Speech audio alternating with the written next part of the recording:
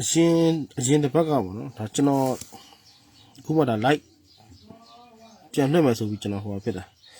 ဆိုတော့ဘယ်လိုလဲဆိုတော့ तू ကရှင်တစ်ပတ်ကဒီကနန်းနေရကျွန်တော်ကပြီးပြီထင်နေတာပေါ့နော်ဒီဇလန်းနေရတာပြီးပြီထင်နေတာဒါပေမဲ့ तू ကယနေ့အချိန်ထိဒါ तू ကပေးနေတော့ဒီနေ့ထိပေါ့နော်ဆိုတော့အရင်တစ်ပတ်ကလည်းဒီလိုပဲဒီကနန်းကြတယ်ဒီသုံးပရိတ်နှစ်ချက်ဒီလိုသုံးပရိတ်တွေကြတယ်ဒီလိုသုံးပရိတ်ပြန်ဆင်းတယ်ဒီလိုသုံးပရိတ်တွေကြတယ်ဒီလိုသုံးပရိတ်တွေပြန်ဆင်းတယ်နော်အဲ့မှာလေသူကဒီတိုင်းပဲရပါဆိုတော့သူကဒီလိုခွန်ပရိတ်နှစ်ချက်ဆင်းတယ်ဒီလိုခွန်ပရိတ်တစ်ချက်ဆင်းတယ်ပြီးရင်ဒီနှစ်ပရိတ်တွေခွန်ပရိတ်တွေနှစ်ပရိတ်တွေခွန်ပရိတ်ပရိတ်ပါဝါတွေသူပြန်ရိုက်တာဒီလိုလဲဒီမှာလဲဒီလိုပဲသုံးပရိတ်နှစ်ချက်ဆင်းတယ်သုံးပရိတ်ပြန်ထွက်တယ်ပြီးရင်သုံးပရိတ်ပြန်ဆင်းပြီးသုံးပရိတ်ပြန်ထွက်တယ်နော်ဒီလိုပဲသုံးပရိတ်နှစ်ချက်ဆင်းတယ်သုံးပရိတ်တစ်ချက်ဆင်းတယ်ပြီးရင်သုံးပါဝါရှစ်ကိုရှစ်ပရိတ်ပြန်ထွက်ပြီးရင်ဒါမျိုးတွေပေါ့ပြန်ထွက်တာအခုဟာတော်တော်ထူးဆန်းတဲ့ကိစ္စလေးပေါ့နော်ဒီဟာတော်တော်နည်းနည်းဟိုဘယ်လိုပြောရမလဲတော်ဒီ၄နှစ်စာကတော့မရှိနှစ်နှစ်ထဲမှာတော်တော်တူတူညီညီဖြစ်ထားတဲ့ကလန်ဒါသူကဘယ်လိုလဲဆိုတော့သူကဒီမှာဒီမြင်ရတယ်နော်ဒီမှာဒီခွန်ငါးကိုငါးခွန်လို့ဒီလိုထွက်ထားတယ်ဒီလိုတောင်လေးမှာနော်ဒီမှာလဲသူကဒီလိုပဲငါးခွန်ကိုဒီလိုခွန်ငါးလို့ဒီမှာထွက်ထားတယ်နော်ပြီးရင်ဒီမှာခွန်ပရိတ်ခွန်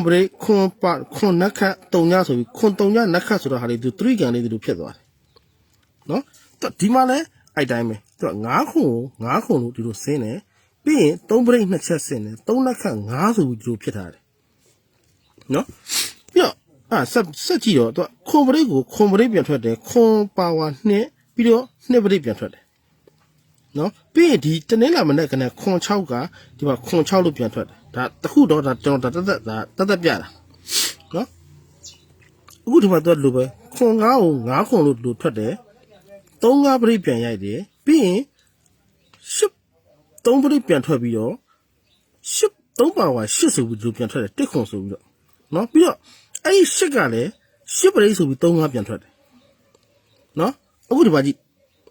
ခွန်ပရိတ်ပြန်ထွက်ပြီးတော့ခွန်ပရိတ်ပြန်ထွက်တယ်ပြီးတော့ခွန်ပါဝါ2ပြီးတော့2ပရိတ်က2ပရိတ်ပြန်ထွက်တယ်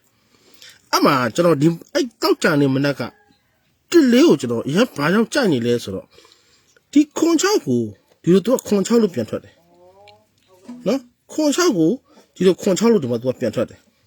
နော်အဲ့တော့သူဒီမှာထွက်မယ်ကနေသူ4တစ်ကို4တစ်လို့ကျင်းဒီပေါ်သူကထွက်တယ်4တစ်ကို4တစ်လို့မထွက်ဖ ೇನೆ 4တစ်ကိုပါဝါအကုန်လမ်းပြီး6ဆိုပြီး5ပဲကြီးပြန်ရိုက်တယ်နော်အဲ့မှာဘလို့တွေလွဲကုန်လဲဆိုတော့ပြီးတော့ထူးဆန်းတဲ့သူကဒီမှာဘာလဲဆိုတော့ဒီလိုကြာတာဘေးနေမှာသူက306ကိုသူကချအဲ့306ကဒီဘက်ဘေးလေးကသူက306ဆိုပြီးကျွန်တော်ထင်တာကက်ထားပါအဲ့တော့ဒီမှာ306သူကထွက်တယ်ပဲထားတော့ဒီကနန်းလေးတစ်ကွက်ကဒီမှာလာထွက်ပေးထားတယ်ဆိုတော့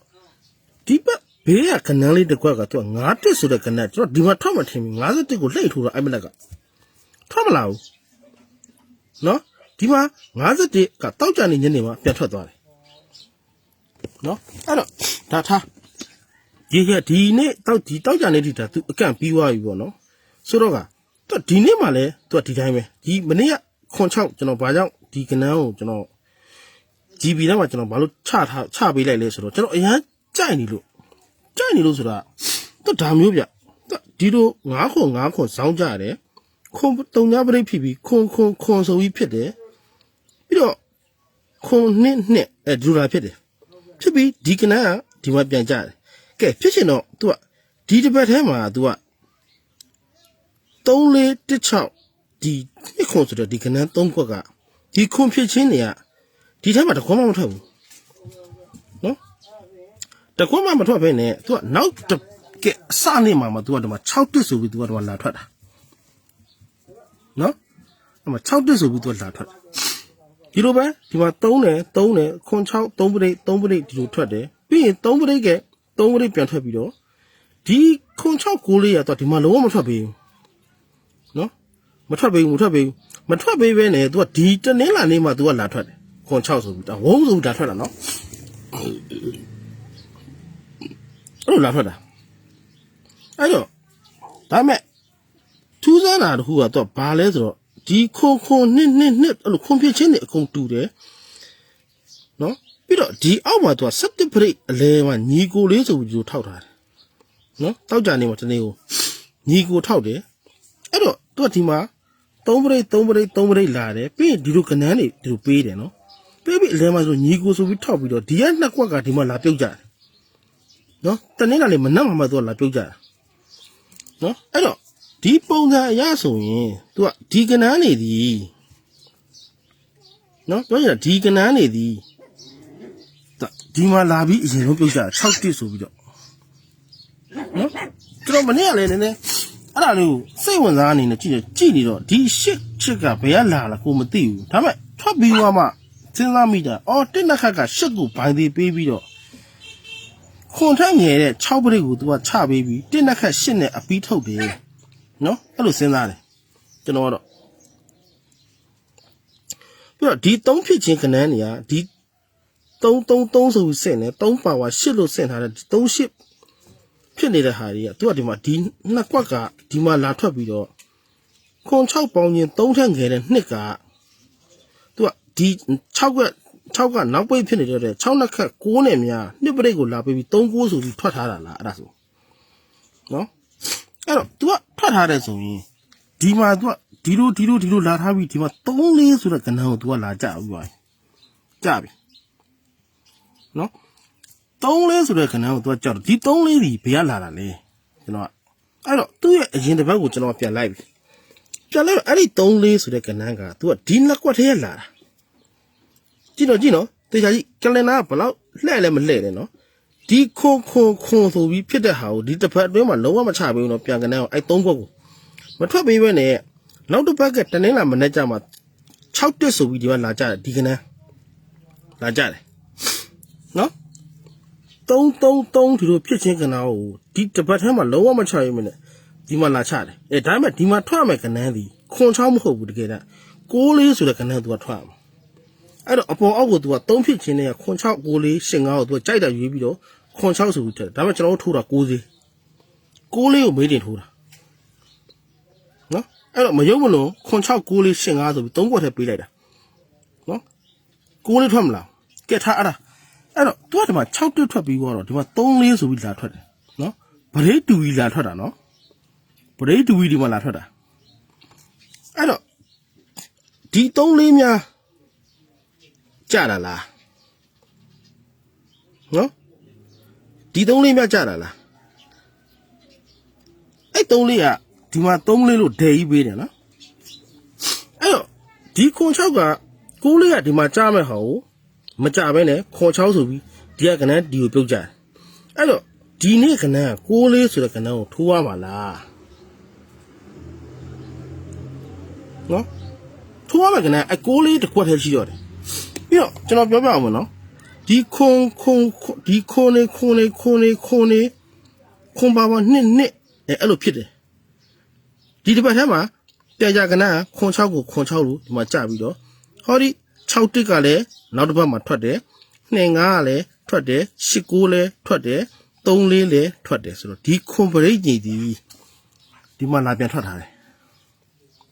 တေချာကြီးနော်ဒါကျွန်တော်ကလင်ဒါနဲ့ပြတာယုံကြည်မယုံကြည်နေအဲ့လိုထွက်ထားတာသူကကနန်းနေက6တစ်ထွက်တယ်3 4ထွက်တယ်2 5ထွက်တယ်8 9ထွက်တယ်6တစ်ကို6တ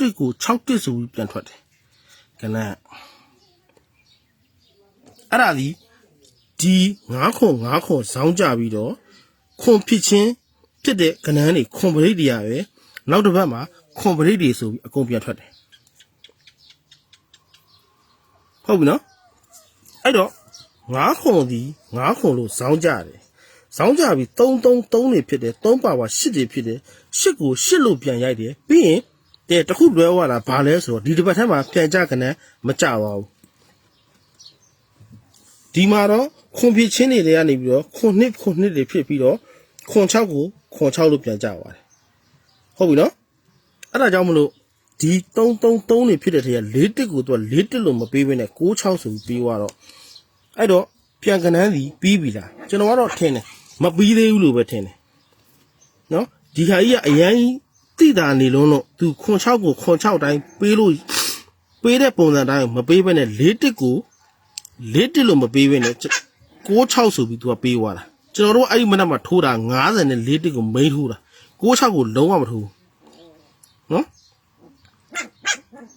ဆိုတော့က तू ကဒီပုံစံတိုင်းကို3နေပေးပြီးတော့3ကပါ8ကို8လို့ပြန်ကြတယ်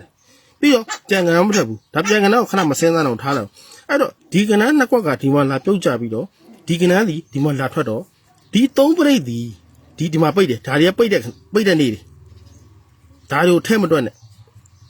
နော်အဲ့တော့ဒီမှာဒီနှစ်ကြိမ်အတွင်းကို break to break လို့ကြာထားတယ်ကဲဟုတ်ပြီ break to break လို့ကြာနေပြီဆိုတော့ဒီ3 break ဒီ3မှာဆိုရင်ကျင်းသေးပေါ့ဒီမိနစ်ထဲထိုးရမယ်ကဏ္ဍတစ်ခွက်ထဲဒီ94အေးမယုံမလို့ထိုးမယ်ဆိုရင်တော့85ကိုထည့်ထိုးဘာကြောင့်လဲဆိုတော့ခွန်34ရော16ကို25ကိုသူ့ရဲ့နောက်တစ်ပတ်မှာသူက613425ပါဆယ်လေးတော့ဆွဲတယ်ဒီ89ဆိုတဲ့ဟာလေးတော့ဟုတ်ပြီနော်အဲ့တော့ဒီနေ့ထိုးရမယ့်ကဏ္ဍနေပြီခွန်6 94 85ခွန်6ကတော့ထွက်ပြီးသားကဏ္ဍမထွက်နိုင်ဘူးထင်လဲမထိုးနဲ့ထွက်နိုင်တယ်ထင်လဲပြန်ထည့်အဲ့တော့ထိုးရမယ့်ကဏ္ဍဒီ94နဲ့85